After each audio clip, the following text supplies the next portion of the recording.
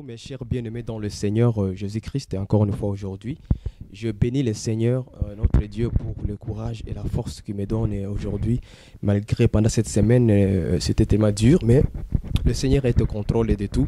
Il nous fortifie dans toutes choses par sa parole et par le Saint-Esprit qui est en nous, qui nous donne l'assurance de la foi en Jésus-Christ et aussi de l'espérance à venir. Nous allons d'abord prier et élever nos voix ensemble aujourd'hui pour bénir notre Seigneur encore une fois pour ces instants, qui nous donne encore une fois ces moments qui puissent être conduits par le Saint-Esprit, l'Esprit de la vérité, qui nous conduira dans toute la vérité. Amen. Prions au nom de Jésus-Christ ensemble. Seigneur notre Dieu, je te bénis, je te rends grâce. Je te remercie Seigneur notre Dieu pour les souffles de vie que tu nous me donnes, la bonne santé, le courage aussi également Seigneur de me tenir encore une fois devant ton peuple. Et de venir encore une fois nous exhorter les uns les autres selon ce que tu nous inspires et tu nous fais, Seigneur, connaître. Merci, Seigneur, pour ta présence à ce moment. Nous prions, Seigneur, que tu guides, que tu diriges toutes choses selon ta volonté, au nom de Jésus-Christ, afin que tous ceux qui entendront cette exhortation soient édifiés et qu'ils soient fortifiés et qu'ils reviennent à la vérité, à la parole pure, comme les apôtres l'ont enseigné dans toutes les églises de saints. Merci, Seigneur, notre Dieu, au nom de Jésus. Ainsi nous avons prié. Amen. Bien-aimés dans le Seigneur, je interviens un peu par rapport aux événements qui se sont passés au milieu de nous, les enfants de Dieu. Ok? Il y a eu le message qui a circulé, qui a amené tout le monde dans un état de querelle, dans un état de dispute, dans un état de débat. C'était au sujet de la divinité de notre Seigneur Jésus-Christ. Pourquoi aujourd'hui je suis venu intervenir par rapport à ça? C'est parce qu'au milieu de nous, il y a maintenant des groupes. Un groupe de gens qui soutiennent que Jésus est Dieu, et un autre groupe où les gens soutiennent que Jésus n'est pas Dieu, il est simplement fils de Dieu. Ça veut dire qu'il est uniquement fils de Dieu. Et nous devons seulement appeler Jésus fils de Dieu et non pas Dieu. Il n'est pas le Père. Donc, bon, ça fait vraiment un dégât. Un dégât au milieu de nous, et nous devons intervenir en tant que le ministre du Seigneur, en tant que les hommes de Dieu, en tant que les enfants de Dieu, en tant que des frères qui ont aussi la connaissance de la parole de Dieu. Nous devons intervenir le plus tôt possible pour que nous puissions vivre dans le Seigneur correctement, d'une manière digne d'un saint de Dieu. Bien-aimés dans le Seigneur, c'est dommage de voir les frères, après avoir réussi cette parole, à cette révélation, ça a amené plutôt la querelle, la division, la haine dans le cœur de beaucoup de frères et sœurs, jusqu'au point où d'autres ont même arrivé à un point de haïr leurs frères, ce qui est vraiment mauvais devant l'Éternel, notre Dieu le Père, de haïr ton frère. La Bible dit que celui qui haït son frère est un meurtrier. Ça a amené vraiment beaucoup de dégâts, de divisions, de querelles. Ce qui montre que quelque part, ce message n'a pas été envoyé par Dieu, mais plutôt a été poussé par des démons impurs, par les esprits impurs, les esprits démoniaques, des démons de ténèbres. C'est eux qui amènent les troubles, les divisions, les querelles, les disputes, afin que les enfants de Dieu soient dispersés et qu'ils ne puissent pas s'aimer correctement d'une manière de Dieu. Au lieu que la parole entre enfants de Dieu puisse amener l'amour, c'est plutôt amener les querelles, l'orgueil, la haine les uns les autres. Il y a eu l'absence de pardon, l'absence de l'amour. Je peux les sentir même dans le cœur de beaucoup de frères que je parle avec. Tu peux sentir que quand ils parlent, le comportement est déjà égaré. Vous voyez, le caractère est déjà égaré. Pourquoi? C'est l'orgueil, la haine, la méchanceté. Ils qualifient de frères de diaboliques, qualifient de frères de démoniaques. Vous voyez, des choses comme ça. C'est qui montre que réellement ce message-là ne vient pas du Seigneur. Parce que quand le Seigneur envoie un homme de Dieu vers son peuple, il ne veut pas lui dire allez traiter mes enfants, mon peuple des démoniaques, des sataniques. Non, il va envoyer leur frère, son serviteur, envers ses enfants parce qu'ils sont égarés, pour qu'ils reviennent à Dieu. Voyez? Alors j'interviens sur ces sujets, bien-aimés dans le Seigneur, c'est pour que nous tous nous puissions examiner correctement les Écritures. Voilà les soucis que j'ai eu pendant tous ces moments d'absence que je fais. J'ai eu à cœur de partager parce que je me suis posé des questions. Est-ce que réellement les apôtres, quand ils ont reçu la révélation de la part de Dieu, que Jésus était Dieu, que Jésus était fils de Dieu, est-ce que ça les a créé des problèmes au milieu d'eux? C'est ça la question que je me suis posée. Est-ce qu'ils se sont-ils divisés? Est-ce qu'ils sont-ils querellés? Est-ce qu'ils sont-ils séparés parce que l'autre croit que Jésus est Dieu, l'autre croit qu'il est fils de Dieu, alors ils ne se sont pas entendus?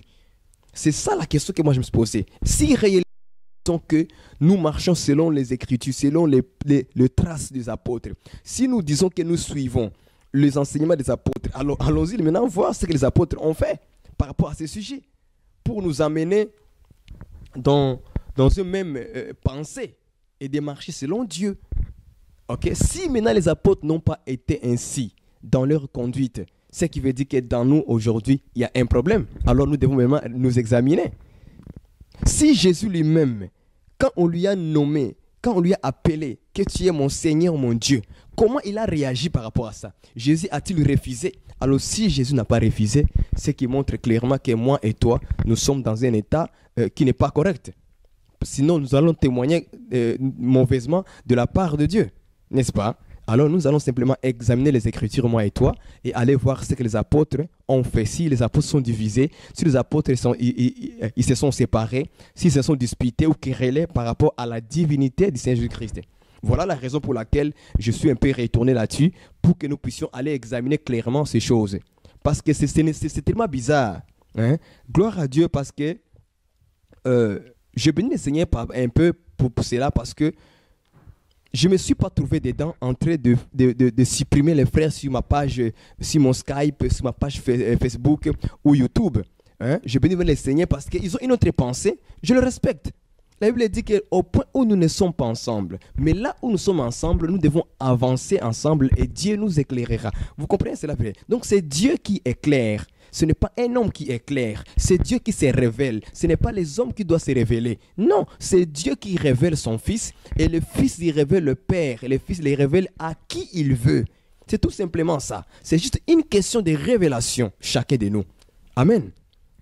Donc nous allons aller voir dans la parole du Seigneur comment les apôtres, chacun d'eux, a réussi sur la divinité de Jésus-Christ et comment ils ont réagi. Est-ce qu'ils se sont divisés? Est-ce qu'ils se sont séparés? Est-ce qu'ils se sont haïs? Hein? Alors la Bible va trancher par rapport à ces points-là ensemble pour que nous puissions examiner. La première personne, la première apôtre que nous allons examiner, comment il a réussi la révélation sur la personne de Jésus-Christ. Dans Matthieu 16, j'aimerais que toi et moi et toi, frères et sœurs, vous ouvrez votre Bible. Vous ne dites pas que moi je vais inventer quoi que ce soit. Mais nous allons rester dans les Écritures. Amen. Allons-y dans Matthieu 16. On va commencer par là. Matthieu 16 au verset 13 jusqu'au verset 17. Nous allons lire de l'histoire de Pierre. On va commencer par l'apôtre Pierre. Ok? On va prendre seulement quelques apôtres. On ne va pas prendre tous les apôtres. On va juste prendre quelques apôtres. On va prendre d'abord apôtre Pierre, qui a été avec Jésus physiquement dans Matthieu 16, versets 13 à 17. On va lire au nom du Seigneur. Jésus étant arrivé dans le territoire de Césarée de Philippe, demandant à ses disciples, « Qui suis-je au dire des hommes, moi le Fils de l'homme ?» Ils y répondirent, les disciples tous répondirent, « Les uns disent que tu es Jean-Baptiste, les autres Élie, les autres Jérémie, ou l'un des prophètes. Et vous, leur dit-il, qui dites-vous que je suis? » Simon-Pierre répondit, « Tu es le Christ, le Fils du Dieu vivant. » Verset 17. Jésus reprenant la parole lui dit, « Tu es heureux, Simon, fils de Jonas, car ce ne sont pas la chair et le sang qui t'ont révélé cela, mais c'est mon Père qui est dans le ciel. » Amen. Donc, nous sommes dans un récit où Jésus pose la question à ses disciples de savoir qui il était. Il voulait que ses disciples, un peu, comme ils ont marché un peu longtemps avec lui, il les a maintenant posé des questions pour savoir qui suis-je moi aux yeux des hommes. Ce qui veut dire que les hommes en dehors, ils parlaient de Jésus qui il était. Les hommes parlaient de Jésus. Vous voyez? Et les apôtres entendaient comment les gens parlaient de Jésus, comment les gens pensaient qui était Jésus. Les gens disaient que non, Jésus que vous voyez là, c'est Jérémie. D'autres disent non, c'est Élie. D'autres disent que non, c'est l'un des prophètes. Vous voyez? Donc, chaque personne avait une pensée sur Jésus. C'est comme aujourd'hui, chacun a une pensée. Est-ce que vous comprenez? Chacun a une pensée sur le Seigneur Jésus-Christ. Vous voyez? Et Jésus ne les a pas dit non, je ne suis pas Élie, je ne suis pas Jean-Baptiste, je ne suis pas Jérémie ou l'un des prophètes. Maintenant, Jésus va simplement dire ceci, écoutez-moi très bien. Il va dire maintenant, vous, que dites-vous que je suis? Maintenant, Jésus va se tourner vers ses propres disciples, comme aujourd'hui le Seigneur. Il va maintenant se tourner vers nous. Alors, comment nous pensons de Jésus maintenant, nous les chrétiens, nous les enfants de Dieu plutôt, nous les disciples, qu'est-ce que nous pensons de Jésus? Alors, c'est à ce moment-là, maintenant, Pierre va élever la voix et dire, tu es Christ, le Fils du Dieu vivant. Est-ce que vous voyez cela? Maintenant, Pierre va répondre, maintenant il dit que non, tu es le Christ, le Fils du Dieu vivant. Donc, c'est Pierre qui a reçu la révélation que Jésus était Christ, ça veut dire le oint, le Messie, ok, et le Fils de Dieu vivant. Les choses maintenant commencent à être très intéressantes. Et Jésus va lui dire, tu es erré, Simon, fils de Jonas, car ce ne sont pas la chair et le sang qui t'ont révélé, mais c'est mon Père qui est dans les cieux. Amen. C'est mon Père qui révèle. De la même manière comme Matthieu 11 là-bas nous dit que le Père révèle le Fils. Et le Fils, il révèle le Père à qui il veut. Ah, j'aime ça. C'est la parole du Seigneur. Donc, ce n'est pas une question de la chair et du sang. C'est une question de la révélation. Parce que Jésus dit, c'est mon Père qui t'a révélé. Lisons cela. Allons-y, verset 17. Matthieu 16, verset 17. Jésus, reprenant la parole, lui dit, tu es heureux, Simon, fils de Jonas, car ce ne sont pas la chair et le sang qui t'ont révélé cela, mais c'est mon Père qui est dans le ciel. Donc, c'est le Père qui est dans le ciel qui révèle le Fils. Ah, vous comprenez maintenant? Donc, le Père révèle le Fils à Simon-Pierre. Et Simon va dire, tu es Christ, le Fils du Dieu vivant. Donc, Simon a réussi deux tribus du Seigneur. Il a reçu des représentations du Seigneur. Il est Christ, c'est-à-dire il est le oint, le Messie. Mais il est aussi fils de Dieu vivant. Est-ce que Pierre a menti? Non! Pierre n'a pas menti. Pierre a dit la vérité parce que cela vient du Père. C'est une révélation du Père. Donc il n'y a rien à ajouter, rien à retrancher dans ça. Jésus est le Christ, en même temps il est le Fils de Dieu vivant. Est-ce que vous comprenez cela? Voilà la révélation que apôtre Pierre a reçue. Et au moment quand Pierre parlait, Jean était là. Vous comprenez? Judas était là. Vous comprenez? Et tous les apôtres, 12 apôtres, ils étaient là. Ils ont entendu comment Pierre parlait. Ils ont entendu comment Jésus a confirmé. Vous voyez, vous me saisissez bien aimé dans le Seigneur. Je veux que vous compreniez, il faut qu'on rentre dans la parole. Qu'on arrête les sentiments de suivre les hommes. Non, nous devons suivre la parole. Ne me suivez ni moi, ni un homme qui va vous dire des choses par la tête. Non. Voici un apôtre du Seigneur qui était auprès du Seigneur. Il reçoit la révélation que Jésus est le Christ, Fils du Dieu vivant. Et nous disons Amen. Jésus est Christ, Jésus est Fils de Dieu vivant. Donc Jésus n'est pas simplement Fils de Dieu uniquement. Non, c'est faux. Jésus est le Christ, il est aussi Fils du Dieu vivant. Donc celui qui n'est pas d'accord avec ça, ça veut dire qu'il n'est pas d'accord avec le Père. Parce que c'est le Père qui a révélé à Jésus, à Pierre plutôt, cette pensée-là. Celui que vous voyez là, c'est le Fils de Dieu vivant. Il est aussi Christ, le oint de Dieu, le Messie.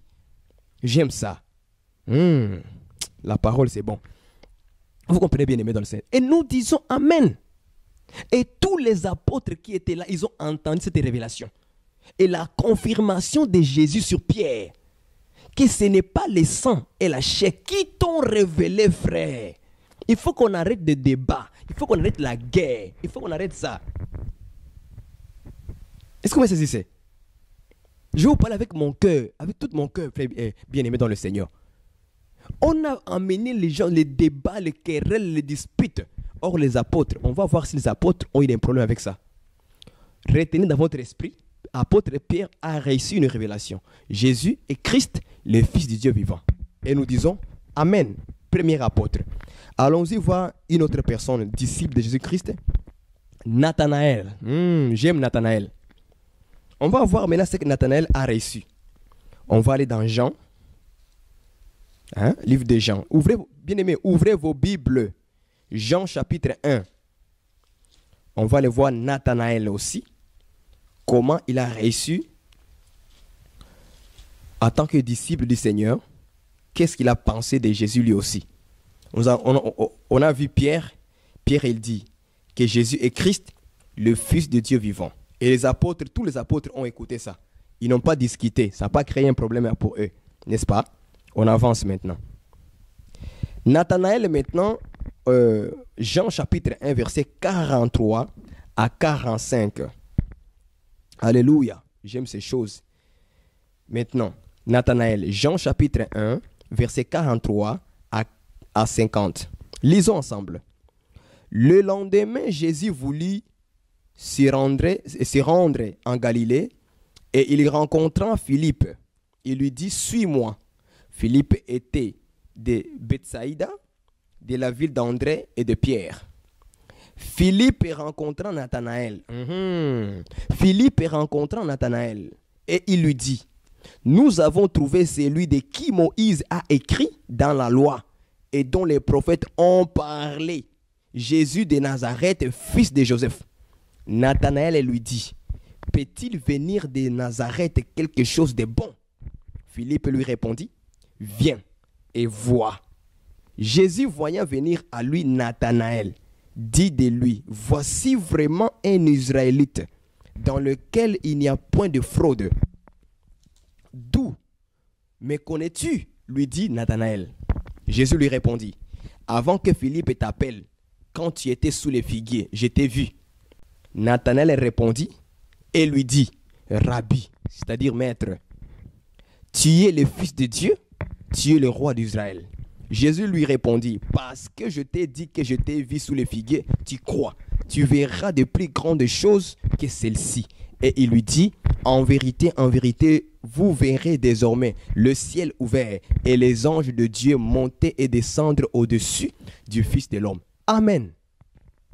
Voilà une histoire très merveilleuse qui va nous faire réfléchir. Bien aimé, je vous ai dit, on veut découvrir si les apôtres se sont querellés, disputés, débattre sur la divinité de Jésus-Christ. Alors nous allons voir comment chacun d'eux a reçu la révélation de la part de Dieu et comment ils ont qualifié Jésus, comment ils ont parlé de Jésus, chaque disciple, comment il a parlé. On a vu que Pierre a dit, tu es Christ, le Fils de Dieu vivant. Deux choses. Christ, Fils de Dieu vivant. Ok?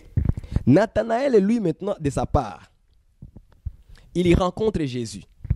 Jésus lui dit, voici vraiment un Israélite de qui il n'y a point de fraude. Et Nathanaël maintenant va dire à Jésus, d'où me connais-tu? Jésus lui dit, avant que Philippe t'appelle, quand tu étais sous le figuier, je t'ai vu. Ah! Et tout de suite, Nathanaël s'exclame, Rabbi, maître, tu es fils de Dieu, roi d'Israël. Et tout de suite, Jésus n'a pas répliqué en disant, pourquoi m'appelles-tu roi d'Israël, Nathanaël? Je ne suis pas roi d'Israël. Il dit, parce que je t'ai dit que je t'ai vu sous le figuier, tu crois. Mais tu verras des grandes choses plus que celles-ci. Alléluia. Alléluia. Donc Nathanaël dit que Jésus est fils de Dieu, il est le roi d'Israël.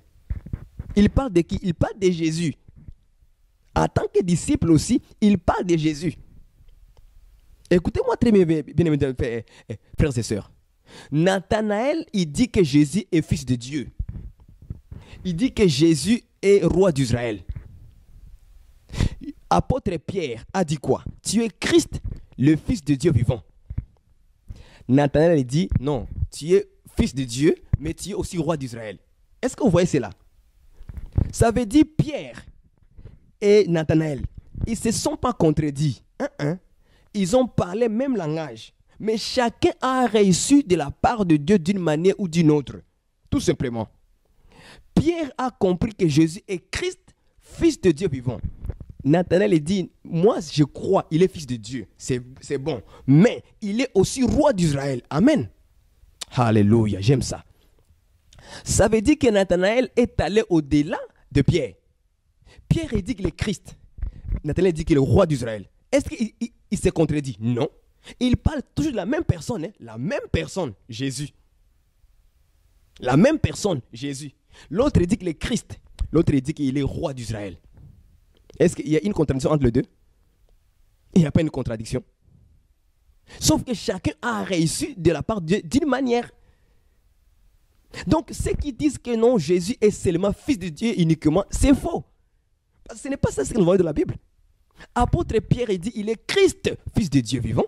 Mais Nathanaël dit il est fils de Dieu, oui, mais il est roi d'Israël. Ah, on va comprendre maintenant le langage de Nathanaël. Qu'est-ce que Nathanaël était en train de dire? Il faut maintenant aller scripturer maintenant la parole, que les yeux s'ouvrent. Si tu n'as pas de lunettes, frère, demande à ceux qui ont des lunettes pour voir les Écritures, puissent t'ouvrir les seaux, la parole. Parce que chacun a une portion de la part de Dieu. La Bible dit que nous connaissons en partie. Ça veut dire qu'il y a une partie que toi tu n'as pas, l'autre a ça. L'autre aussi qui a ça, mais l'autre n'en a pas. Donc c'est comme ça qu'on doit se compléter. Ce n'est pas, frère, on nous a amené des esprits de disputes, de querelles, de divisions. Ça, ce n'est pas Dieu. Et ça, ce n'est pas les apôtres. Saisissez-moi très bien. Nathanaël dit que Jésus est le fils de Dieu. Hein? La même chose comme Pierre. Pierre a dit que Jésus est fils de Dieu vivant. La même chose. Ça, il n'y a pas de discussion. Jésus est fils de Dieu vivant. Ok? Mais plus de cela, Pierre dit qu'il est Christ. Nathanaël, il dit quoi? Il dit qu'il est roi d'Israël. Vous voyez maintenant comment ça fait? Chacun maintenant va aller au-delà d'une autre pensée encore. Je ne sais pas si vous me comprenez bien aimé dans le Seigneur. Comprenez-moi très bien. Il n'est pas uniquement fils de Dieu, hein, mais il est roi d'Israël. Voilà un autre tribu du Seigneur. Maintenant, nous allons découvrir qu'est-ce que Nathanaël était en train de dire. C'est ça la révélation. Quand il dit que Jésus est roi d'Israël, il vient de dire quoi? Il est en train de dire que Jésus est Dieu. Ah, vous voulez le comprendre? Allons-y voir dans la Bible qui est le roi d'Israël réellement. Ce n'est pas David, hein? Ce n'est pas Salomon. Ce n'est pas Saoul. Le roi d'Israël, c'est Dieu lui-même. Allons-y dans la Bible pour maintenant vous montrer cela. On va aller dans le livre de Ésaïe. Hein? Allons-y dans Ésaïe. Parce que les gens, ils pensent que Nathanaël est en train de mentir. Nathanaël ne ment pas. Allons-y dans Ésaïe 44, verset 6. Moi, je ne prouve pas les Écritures. Non pas, c'est les gens qui parlent, mais ils ne prouvent rien. Des fois, les gens tordent le sens des Écritures pour les propres ruines. Maintenant, allons-y dans Ésaïe 44, verset 6. Et lis, frères et sœurs, ouvre ta Bible avec moi. Ne me dis pas que moi j'ai ajouté, j'ai menti. Non.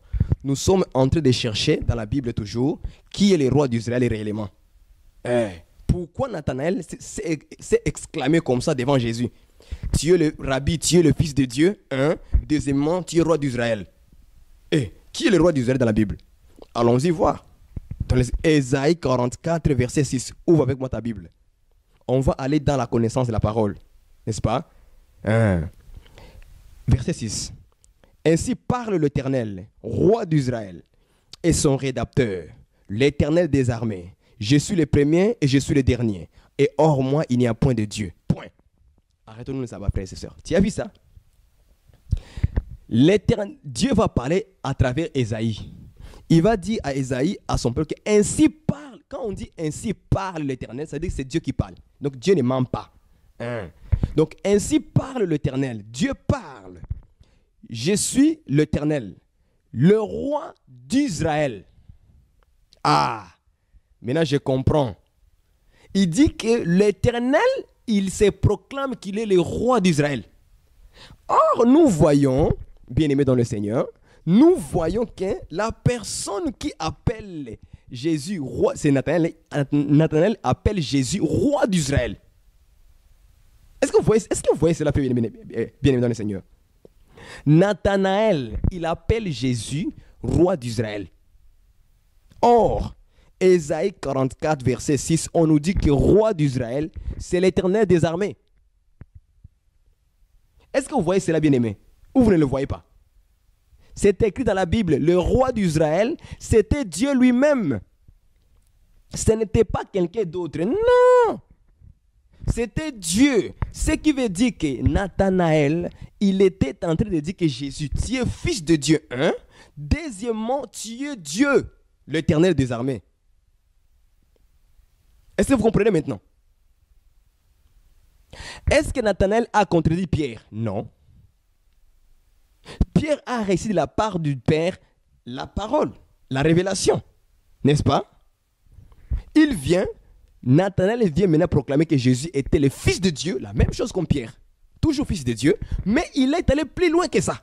Il est Dieu, l'Éternel des armées. Il est le roi d'Israël. Ça veut dire qu'il est l'Éternel. Parce que Ésaïe 44, verset 6, nous dit que le roi d'Israël, c'est Dieu, l'Éternel des armées, lui-même.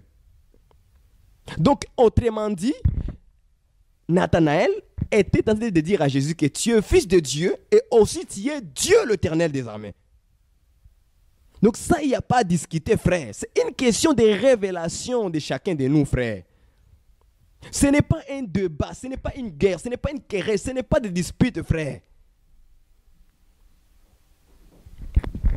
On va aller plus loin que ça. On va aller voir d'autres apôtres. On va aller lire les livres de Jean. On va voir un autre apôtre, apôtre Thomas. Apôtre Thomas, il va aussi nous aider. Apôtre Thomas, dans Jean chapitre 20. Donc, on a de voir tous les apôtres, comment chacun de nous a s'exprimé devant le Seigneur, comment ils l'ont qualifié, comment des révélations chacun a eu pour dire, pour parler de Jésus. Parce que Jésus a posé la question, vous, que pensez-vous que je suis? Donc, chaque chrétien aujourd'hui doit nous dire qu'est-ce qu'il pense de Jésus. C'est la question qui nous concerne, nous tous. Moi, je pense que Jésus est ceci. Moi, je pense que Jésus... Donc, chacun doit avoir une connaissance sur Jésus-Christ. Ouais. Voilà. Jean 20. On va voir l'apôtre Thomas aussi. Chapitre 20, au verset 28. Voilà, 28. On va commencer au verset 26. 8 jours après, les disciples de Jésus étaient de nouveau dans la maison et Thomas s'est trouvé avec eux. Jésus vint. Les portes étaient fermées, se présentant au milieu d'eux et dit, la paix soit avec vous. Puis il dit à Thomas, avance ici ton doigt et regarde mes mains. Avance aussi ta main et mets-la dans mon côté. Et ne sois pas incrédule, mais crois. Thomas lui répondit, mon Seigneur et mon Dieu. Jésus lui dit, parce que tu m'as vu, tu as cru. Heureux ceux qui n'ont pas vu et qui ont cru. Bien-aimés dans le Seigneur. Un autre apôtre aussi va s'exprimer, s'exclamer devant le Seigneur. Et il dit que le Seigneur était, Jésus dit, Jésus, tu es mon Seigneur. Pas simplement tu es mon Seigneur, mais tu es aussi mon Dieu. Ah, il y a un problème. Mais je vous dis, il y a un problème. Il y a un problème. Thomas appelle Jésus mon Seigneur, mon Dieu. Alors, si nous disons que Jésus et Dieu sont séparés, donc Thomas ici, il est en train de dire, j'ai un Dieu qui s'appelle Jésus et j'ai un autre Dieu qui s'appelle Père, qui n'a pas un nom. On ne connaît même pas son nom, qui n'a pas un nom, qui est Père. N'est-ce pas? Donc Thomas a combien de dieux? A 2 dieux. Or, Thomas c'est un juif. C'est en Israël. En Israël, tu ne peux pas avoir d'autre Dieu que l'Éternel. C'est impossible. Sinon, tu seras idolâtre. C'est l'idolâtrie. Et ça fait un idole. Est-ce que vous croyez à cela? Thomas s'exclame devant le Seigneur après avoir touché le corps de Dieu et du Seigneur Jésus-Christ. Et il a prouvé que c'est celui qui était mort à la croix. Il est revenu à la vie. Donc, c'est mon Seigneur, c'est mon Dieu. Quelle a été la réplique de Jésus? Jésus a-t-il dit, Thomas, je ne suis pas ton Dieu? Est-ce que Jésus a dit ça? Non. Il dit, parce que tu as vu, c'est pourquoi tu as cru. N'est-ce pas? Il dit, tu t'exprimes ainsi pour me connaître que je suis Dieu. que je suis Seigneur parce que tu as maintenant vu les choses s'accomplir. Alors, je comprends que ce que Thomas avait dit, ce n'était pas un mensonge. C'était vraiment Dieu. Est-ce que vous voyez cela, bien-aimé dans le Seigneur? Je suis tellement lent pour que nous puissions arriver aux mêmes connaissances aujourd'hui. Donc, ce qui montre que si le Seigneur Jésus, il n'a pas arrêté Thomas pour lui dire, arrête, je ne suis pas ton Dieu. Ce qui veut dire que Jésus a prouvé que cette parole que Thomas a prononcée, c'était vrai. Je suis Dieu. Mais si c'était ainsi, par exemple, si Jésus n'était pas Dieu, Jésus aurait répliqué en disant à Thomas, arrête-toi. Je ne suis pas Dieu. Je suis fils de Dieu. Voilà, tout court. Mais pourquoi Thomas va s'exprimer ainsi? Mais Jésus ne dit rien. Il dit parce que tu as vu. Parce que Jésus connaissait que je suis Dieu. Le Seigneur Jésus-Christ, il disait qu'il est Dieu. Il connaissait qu'il était Dieu. Mais comment ça se fait qu'au milieu de nous, il y a tous ces querelles? En plus, regardez ce qu'on nous dit au verset 26. 8 jours après, les disciples au pluriel, les disciples de Jésus étaient de nouveau dans la maison. Et Thomas était avec eux. Ce qui veut dire quoi? Ce qui veut dire que tous les disciples, Pierre était là, Jean était là, tous les disciples étaient là dans une même maison. Et ils ont bien entendu, ce que Thomas a dit. Mon Seigneur, mon Dieu, là, ils ont bien entendu ça. Est-ce que les disciples ont commencé à faire un débat avec ça devant le Seigneur? Non. Donc si Thomas a répliqué ainsi en disant que tu es mon Seigneur, mon Dieu à Jésus, et que les apôtres n'ont pas réagi, c'est qu'eux aussi ont compris que non. Si les maîtres ne réagissent pas, si Jésus ne réagit pas, donc ça veut dire que c'est vrai. Donc il est Dieu. Et ça n'a pas créé un problème. Je ne sais pas si vous me saisissez, bien aimé dans le Seigneur. Saisissez-moi très bien ce que j'ai dit à mes propos là. Les disciples étaient tous ensemble dans la même maison au verset 26. Tous étaient là-bas. Quand Thomas a avancé vers Jésus, et Jésus a dit que la paix soit sur vous, n'est-ce pas? Thomas était aussi dedans, parmi les disciples. Jésus va dire à Thomas, avance, toi, incrédule, avance ici. Touche, il a touché. Après, Thomas s'exclame, mon Seigneur, mon Dieu. Les disciples ont entendu comment Thomas a appelé Jésus Dieu. Ils ont entendu ça, n'est-ce pas? Alors, comme les disciples n'ont pas répliqué, ce qui veut dire qu'ils ont compris que si le maître Jésus ne réplique pas contre cette parole, ça veut dire que c'est vrai. Il est Dieu. Et ça ne nous a pas créé un problème avec ça. Aujourd'hui, il y a un problème avec ça. Jésus n'est pas Dieu. Jésus n'est pas le Père. Donc, c'est tout un débat. Moi, je ne suis plus dedans. Je dis clair et net. Ne m'appelez plus pour les disputes sur Jésus-Christ. Si tu n'as pas encore reçu la révélation, ne fais pas un problème avec ça. Dieu fait grâce à qui il veut. Ok? Et il se révèle à qui il veut. Dieu ne se révèle pas seulement à un homme. Non, non, non, non. Il révèle à qui, je dis bien, à qui il veut. Il va révéler. La Bible dit c'est là, non? Le Père révèle le Fils.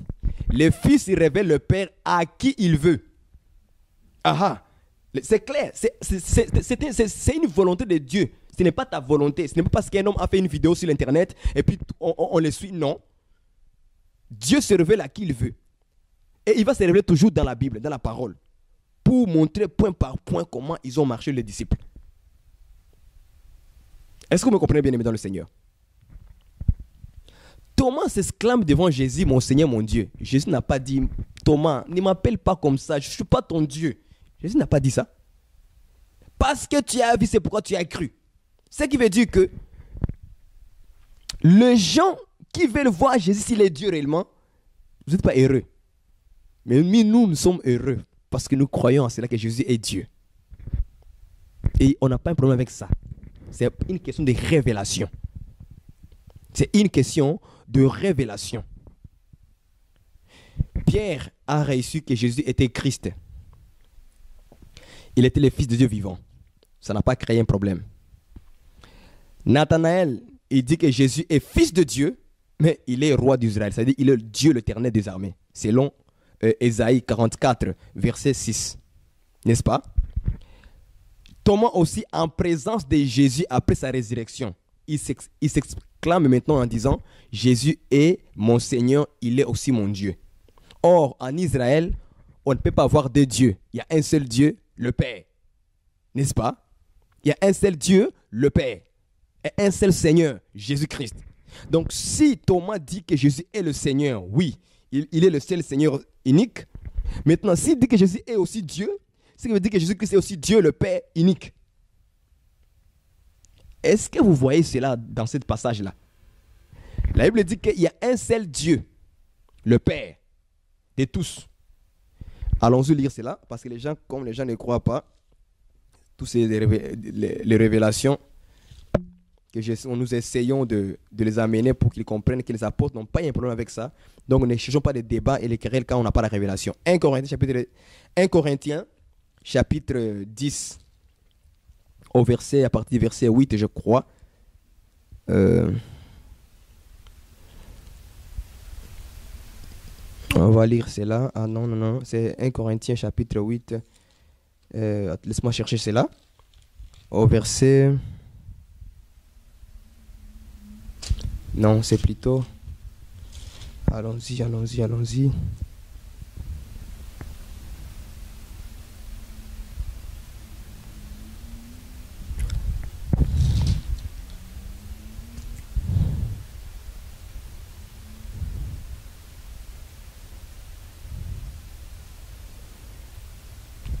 Il faut que nous puissions éclaircir certains points parmi nous. C'est très important pour que les gens comprennent ces choses. Que les gens comprennent ces choses. Très, très, très important. Très, très, très important.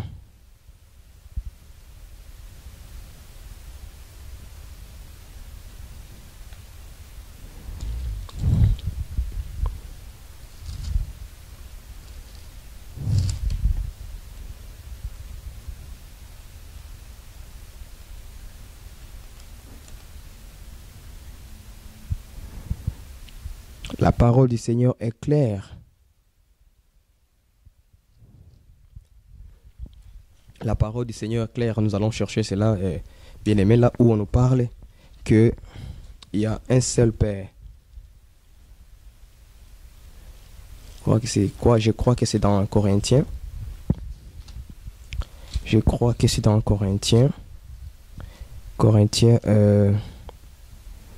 Oui, 1 Corinthiens 8.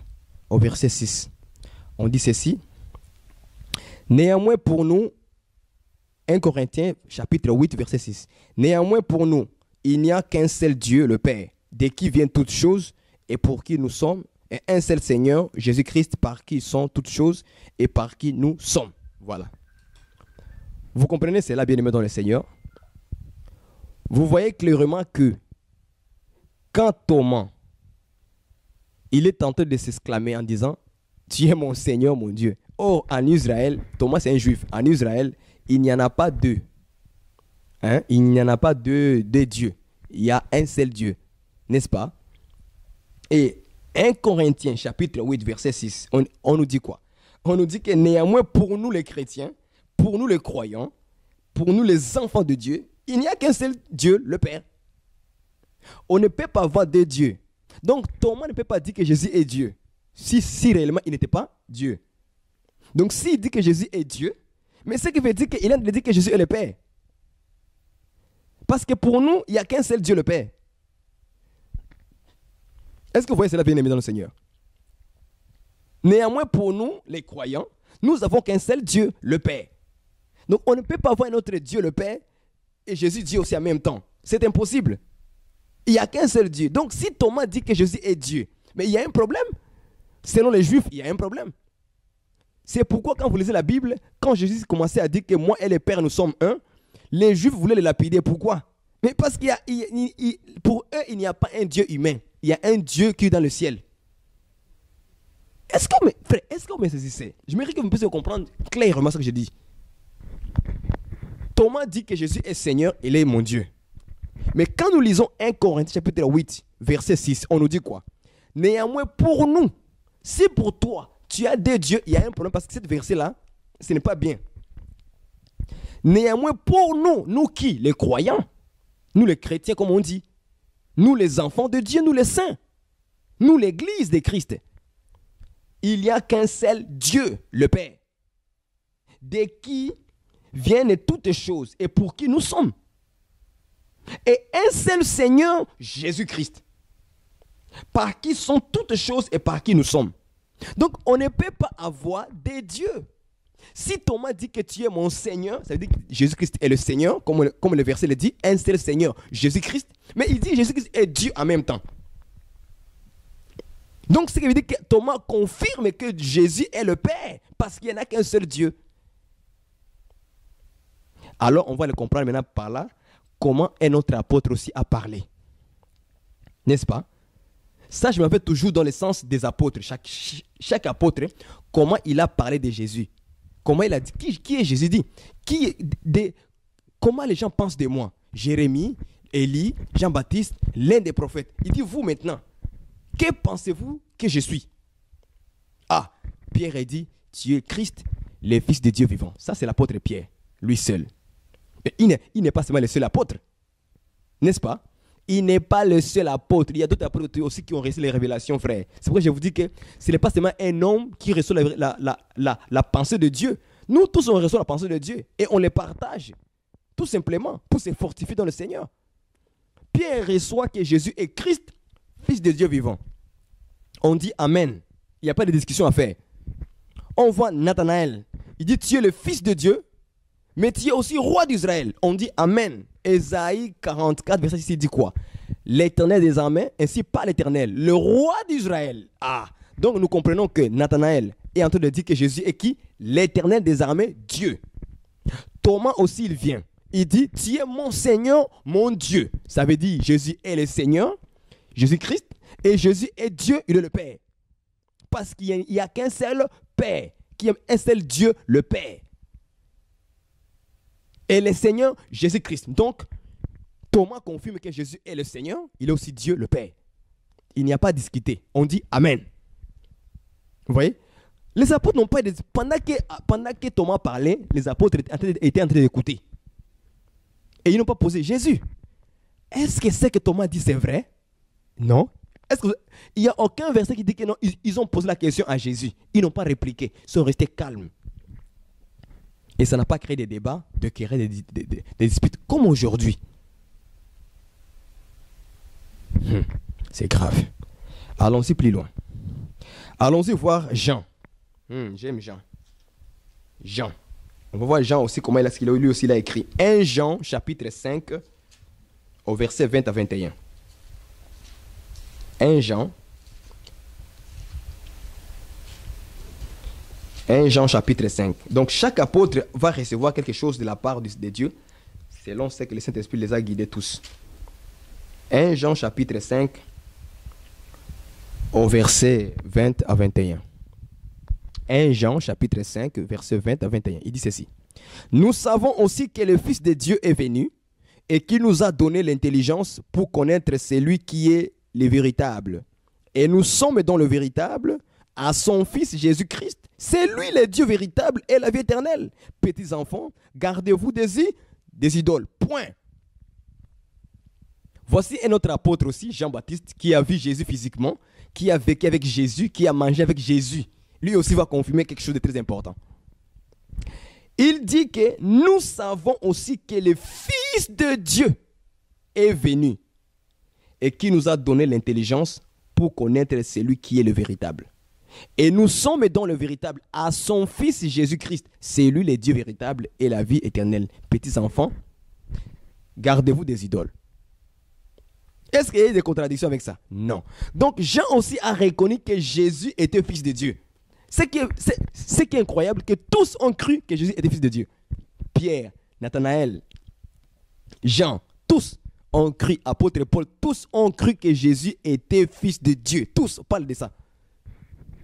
Amen. Et nous disons aussi Amen, parce que Jésus est Fils de Dieu. Alléluia. Est-ce que vous me saisissez? On dit Amen. Jésus est Fils de Dieu. La Bible dit que celui qui ne croit pas que Jésus-Christ est Fils de Dieu, il n'a pas la vie. Celui qui croit au nom du Fils de Dieu a la vie. Jean dit de Jésus lui aussi. Il dit, nous savons que le Fils de Dieu. Et donc, il va d'abord présenter Jésus en tant que Fils de Dieu. Mais après, il révèle, c'est lui. Ah, c'est lui le Dieu véritable et la vie éternelle. Alors, maintenant, on se pose des questions. Il y a maintenant deux dieux véritables qu'on doit avoir. Thomas a dit, tu es mon Seigneur, mon Dieu, non? Thomas a dit, tu es mon Seigneur, mon Dieu. Jean, lui, il vient et dit, il est le Fils de Dieu, il est le Dieu véritable.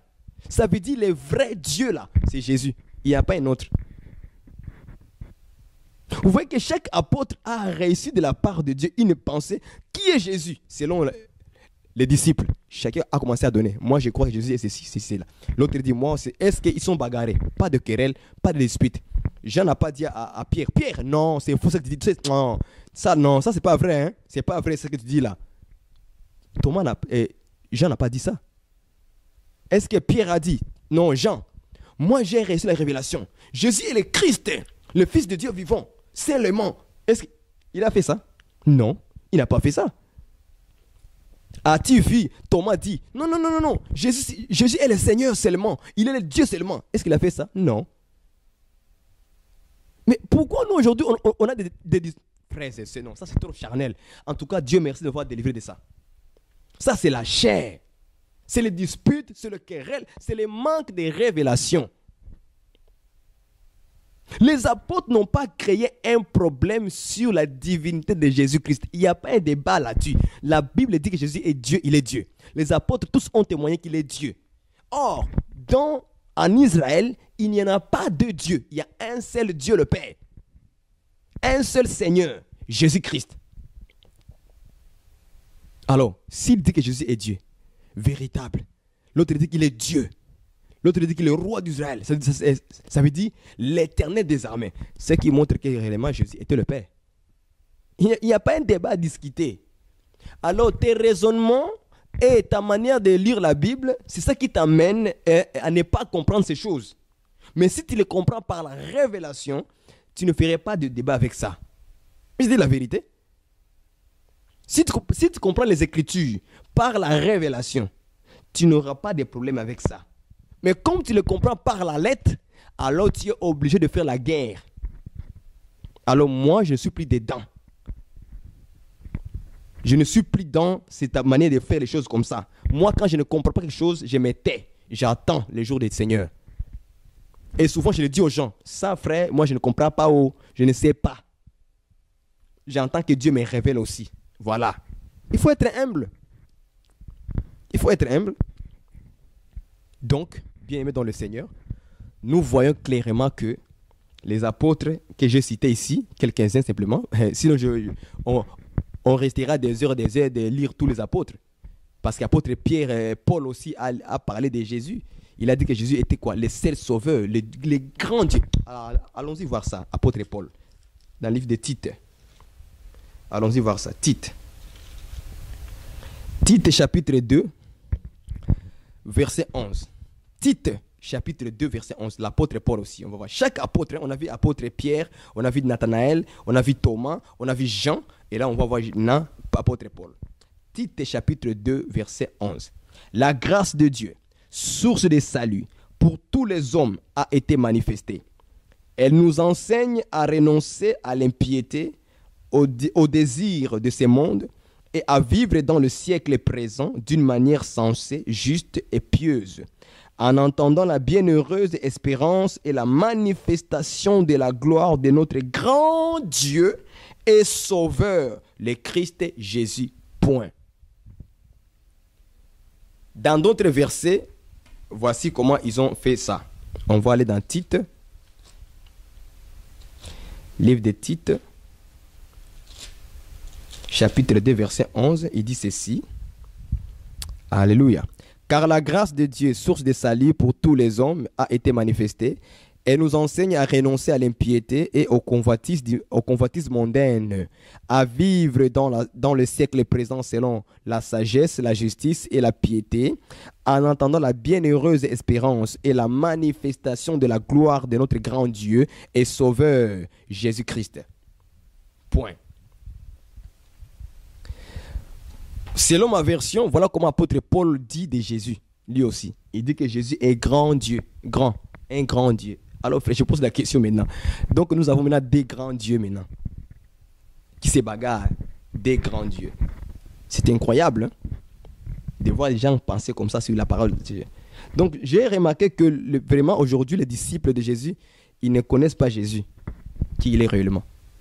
Et c'est pourquoi ça nous crée des débats. Moi, je dis, frères et sœurs, à vous, je vous parle clairement, honnêtement, je n'en veux plus.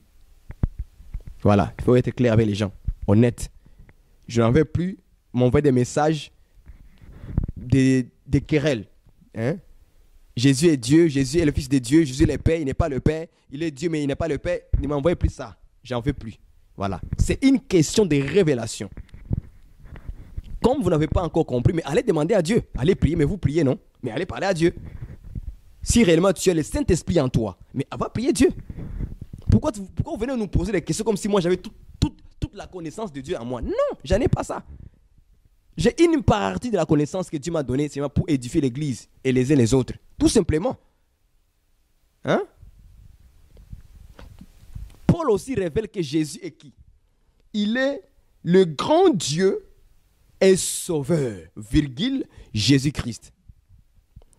Dans d'autres versions, on a dit, ils ont écrit ceci, dans d'autres versions, il dit, la manifestation de la gloire de notre grand Dieu et sauveur Jésus-Christ. C'est la même chose. Vous voyez? Paul a reconnu que Jésus-Christ est le grand Dieu et sauveur Jésus-Christ. C'est celui qui va se manifester le jour où il viendra prendre son église. C'est le grand Dieu là qui va venir. C'est Jésus-Christ. Il viendra maintenant en chair. Il va maintenant se manifester en chair, tout simplement. Et il viendra prendre son église pour les ramener au ciel. Aller vivre avec lui. Donc, bien aimé, c'est pour vous dire quoi? C'est pour vous dire que regardez comment les apôtres, chacun a reçu la révélation. Et chaque apôtre qui a reçu la révélation de la part de Dieu, ils n'ont pas créé un problème avec ça les uns les autres. Mais plutôt, ils ont présenté la pensée que Dieu les a donnée. Voyez maintenant le contraire. Donc, si quelqu'un amène un message de la part de Dieu et il vous dit, c'est comme ça, ce n'est pas Dieu. C'est les démons. C'est les esprits de disputes et de querelles. Ça, moi, je parle ouvertement. Moi, je ne dis pas à cacher. Je parle ouvertement. Parce que les gens aiment trop se cacher derrière. Non, là, tu amènes encore les... Non. Il faut qu'on soit clair. Moi, je dis aux gens là, ne me posez plus de questions. Voilà. Si tu crois que Jésus-Christ est fils de Dieu, mais crois à ça. C'est vrai, c'est fils de Dieu. Pierre l'a dit. Nathanaël l'a dit. Jean l'a dit. Tous les apôtres ont reconnu que Jésus était fils de Dieu. Mais au-delà de ça, chacun a cru qu'il est le roi d'Israël. L'autre a cru, il est l'agneau de Dieu. Jean-Baptiste a dit, voici l'agneau de Dieu. Donc Jean-Baptiste, lui, a qualifié Jésus comme l'agneau de Dieu. Est-ce que cela veut dire que Jean-Baptiste maintenant doit dire maintenant, non, Jésus est uniquement l'agneau de Dieu? Non, pas forcément. Il est l'agneau de Dieu? Oui, nous disons Amen. Mais il n'est pas seulement l'agneau de Dieu, uniquement l'agneau. Non, il est plus que ça. Il est aussi le souverain sacrificateur. Ah, donc nous comprenons que Jésus maintenant joue des rôles. Il est l'agneau qui doit mourir. Il verse le sang. Mais c'est lui-même encore qui doit prendre le sang et le présenter dans le lieu saint des saints pour le pardon du peuple. Maintenant, frère, expliquez-nous ces choses-là. Comment Jésus était l'agneau, après il devient souverain sacrificateur. Parce que selon la loi, c'est le souverain sacrificateur qui présente le sang devant le lieu saint des saints, devant Dieu. Mais on dit que Jésus fait les deux rôles en même temps. Il est l'agneau, on le tue, il meurt là. Et puis il revient à la vie, il prend encore le sang qu'il a versé, il doit maintenant présenter ça devant Dieu pour le pardon du péché du peuple. Bien, c'est un mystère, frère. Jésus que vous voyez là, Jésus-Christ que vous voyez là, c'est un mystère de Dieu. C'est la puissance de Dieu, c'est la sagesse de Dieu, incompréhensible dans l'intelligence humaine. Vous voyez? Donc Dieu étant le grand sage, il a manifesté. Donc il s'est manifesté dans la chair que les hommes n'ont pas pu couvrir qu'il était. Mais les apôtres seuls, alléluia, j'aime ça. Les apôtres seuls par la révélation Ils ont réussi que Jésus était Dieu véritable. Il est mon Dieu, mon Seigneur. Il est le Christ, le Fils de Dieu vivant. Il est le Fils de Dieu. Il est le roi d'Israël. Il est l'Éternel des armées. Il est le bon berger. Il est l'agneau de Dieu. Il est le souverain sacrificateur. Frère, il est la vie, le chemin, la vérité. Il est la parole de Dieu. Alléluia, j'aime ça. Jésus que vous voyez là, Jésus, il est tout, frère. Donc, frère, ne créons pas les débats les uns les autres, frères et sœurs. On n'a pas le temps pour ça. Je n'ai pas le temps. Moi, je dois avancer. J'ai beaucoup de choses à parler d'autres choses. On s'est beaucoup focalisé sur les faux prophètes, dénonciation, de ceci, de cela. Mais on a oublié l'essentiel. Les choses très importantes. Aujourd'hui, les caractères des croyants, c'est la haine. Les caractères des croyants, c'est le dispute. Les caractères des croyants, c'est les querelles. Mais ça, c'est l'œuvre de la chair. La Bible dit que tous ceux qui pratiquent ces œuvres de la chair là n'hériteront pas le royaume de Dieu. Moi, quand j'ai compris, je me suis dit, ah Seigneur, pourquoi on est trop dans la chair au lieu d'être spirituel? C'est les disputes, les querelles, le débat, les ceci. Je crois que il est écrit comme ça. Frères et sœurs, on n'a pas le temps. On doit maintenant connaître qui est Jésus réellement. Comme les apôtres l'ont présenté chacun d'eux, on doit prendre la parole et commencer à présenter Christ, qui il est réellement. Alors dans tous les aspects possibles, il faut qu'on écrive Christ. Il est l'image du Dieu invisible. Il est le créateur. Vous voyez, c'est lui qui a créé le monde. Il était dans le monde, mais le monde ne l'a point connu. Et le monde a été fait par lui. Il est la parole de Dieu. Tout est pour lui et par lui. Frères et sœurs, qui est Jésus réellement pour vous? Jésus a posé la question à tout le monde, à ses disciples. Que pensez-vous que les gens pensent de moi? Dieu, Élie, Jérémie, ça c'est les gens du monde, ça c'est les gens de dehors. Quand vous posez la question aux gens du dehors, qui est Jésus? Ils ne connaissent pas Jésus qui. Mais quand on arrive dans l'église, pose la question, qui est Jésus-Christ pour vous? Tout le monde est calme. Jusqu'au point où on nous a amené maintenant une doctrine de la dualité des deux dieux. Vous voyez? Et ça nous crée maintenant des problèmes aujourd'hui. C'est pourquoi je fais ça pour vous dire, frère, les apôtres que nous disons de les suivre, ils n'ont pas eu de problème avec ça. Alors ne créons pas de problèmes avec ça, frère. C'est une question de révélation. Là où tu n'as pas compris, ce n'est pas parce que toi tu n'as pas compris que réellement, comme toi tu n'as pas compris, tu dois maintenant obliger les autres de ne pas comprendre comme toi tu n'as pas compris. Non! Est-ce que vous me comprenez? Parce que toi tu n'as pas compris, maintenant tu veux faire de tout le monde de ne pas comprendre, c'est que toi tu n'as pas compris. Non! Toi, écoute d'abord les autres. Vous voyez? Écoute un peu les autres. Et tu verras qu'évidemment Jésus était Dieu. Il est le Père. Il est caché dedans. Mais dans la chair comme ça, on peut les comprendre.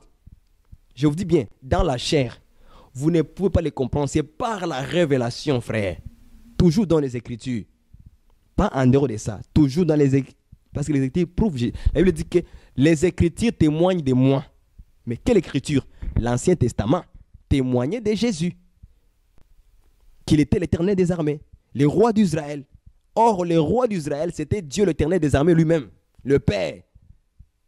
C'était lui, le roi d'Israël. Mais quand Jésus est venu, Nathanaël dit tu es fils de Dieu. Hein? Deuxièmement, tu es roi d'Israël. Ça veut dire tu es l'Éternel des armées, frère. C'est le même Dieu manifesté dans la chair. Alléluia. Le même Dieu manifesté dans la chair, il a été appelé fils de Dieu, fils de l'homme, pour être semblable aux hommes. Que Dieu vous bénisse, qu'il vous accorde encore plus de connaissances et de l'intelligence et de la manière, frères et sœurs, de présenter Jésus-Christ.